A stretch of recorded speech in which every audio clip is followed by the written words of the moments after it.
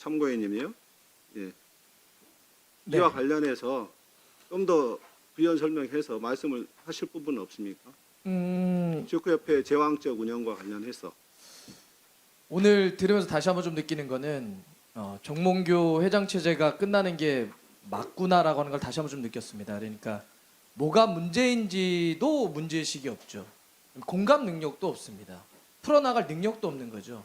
홍명보 감독이 불공정한 방식으로 선임됐을 때 제가 아는 지도자가 저에게 연락을 했습니다. 이제는 지도자를 그만할 생각이다. 그러니까 이름 없던 사람들은, 이름 없는 지도자는 10년을 15년을 밑바닥에서 계속 굴러도 프로팀 코치 한 번, 프로팀 감독 한 번 하기가 어렵습니다. 근데 누군가는 저렇게 특혜를 발휘하면서 국가대표 감독을 준다? 나는 이제 감독 못하겠다, 지도자 못하겠다, 이런 이야기를 했죠. 비단 이번 사건만 전 그렇지 않다고 봅니다. 좀만 길게 보면 승부조작범을 그렇게 사면하면 안 되죠. A매치 있는 날 꼼수 사면을 한 거죠. 매우 반스포츠적 행위입니다. 만약 우리 사회에서 반사회적인 범죄를 저질렀는데 그런 식으로 꼼수로 사면한다? 아마 난리가 났을 겁니다. 클린스만 감독 그때 당시 전력강화위원들에게 발표한 당일날 소집해서 바로 그날 통보하고 30분 뒤에 발표를 합니다. 말도 안 되죠. 파리올림픽 진출 실패했다고 하는데 그게 그냥 실패한 게 아닙니다. 축구 질 수 있죠.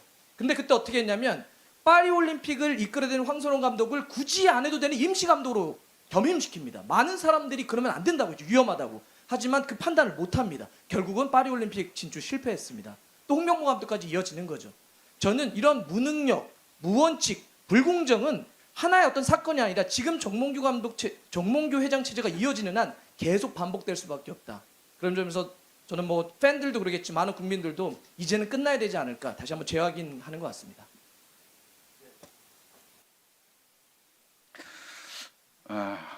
대단히 안타깝습니다.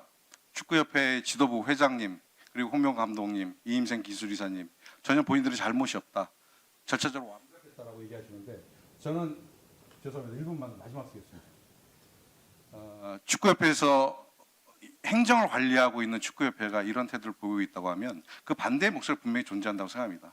대한민국 축구를 사랑하는 많은 선수들, 국민들, 팬, 이런 분들이 대한민국 축구를 지탱하고 있는 큰 힘인데, 그런 분들의 입장에서 이번 축구협회의 불공정한 감독 선임 문제에 대해서 어떠한 의견들이 있는지, 그리고 어떠한 개선책이 필요하다고 생각하시는지 의견을 마지막으로 주십시오. 그동안도 그랬고 오늘도 이렇게 뒤에서 들으면서는 제 머릿속에 계속 맴도는 건 왜 눈치를 보지 않지라는 표현이었습니다. 그러니까 지금 저 옆에 있는 박조 의원이 그렇게 동의한 적이 없습니다라고 바로 옆에서 얘기하는데도 다른 이야기를 하고 계시죠. 완전히 동떨어진 이야기들을 많이 하고 계시는데 왜 눈치를 보지 않을까 이렇게 생각을 하면서 두 가지를 정도 생각을 해봤습니다. 첫 번째는 정몽규 회장과 홍명보 감독은 저희랑 살아온 궤적이 좀 다른 것 같으세요. 확실히 우리 일반적인 사람들이 살았던 삶의 궤적과 다른 삶을 사신 것 같습니다. 대기업의 가문의 자제로 태어나셨고 어렸을 때부터 최고의 엘리트로 살아오셨습니다. 우리 일반적으로 살아가는 사람들의 생각과는 다른 삶을 살아왔기 때문에 다른 생각을 하고 있구나. 그래서 우리들의 눈치를 보지 않는구나. 이런 생각을 좀 했고요. 두 번째는 왜 눈치를 보지 않지 이렇게 생각을 할 때 밖에 있는 사람들은 축구협회에 구체적으로 개입할 수가 없습니다. 공간을 허락하지 않죠. 즉 예를 들면 인사권 같은 데 전혀 우리는 개입할 수 없습니다. 아무리 국민들이, 팬들이 경기장에서 정몽규 아웃, 홍명보 아웃을 외쳐도 협회 입장에서 이런 거죠. 그래서 어떻게 할 건데? 우리는, 팬들은, 국민들은 선거를 통해서 축구협회장을 뽑을 수 있는 선거인단에 들어갈 수가 없습니다. 예전 표현대로 하면 체육관 선거를 하는 거죠. 내 편 사람들만 체육관에 모아놓고 하면 되기 때문에 일반적인 팬들과 국민들의 눈치를 보지 않아도 됩니다. 또 하나 눈치를 보지 않는 건 왜 국민들이 선출한 국회의원님들의 눈치도 보지 않죠. 왜냐하면 그렇게 나한테 자꾸 인사권에 개입하면 피파가 월드컵 못 나오게 할 거야 라고 하는 겁박을 주죠.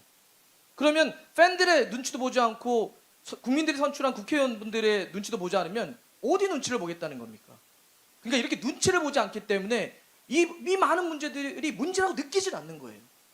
우리는 다른 삶을 살고 있는 거죠. 저는 이 구조와 이 어떤 이 닫혀져 있는 이 조직을 좀 열어야 된다고 생각합니다. 지금까지 지금 그 시계열적인 얘기를 들으셨죠. 상황이나 전개. 이게 지금 공정한 절차를 통한 감독 선임이 과정이라고 보십니까?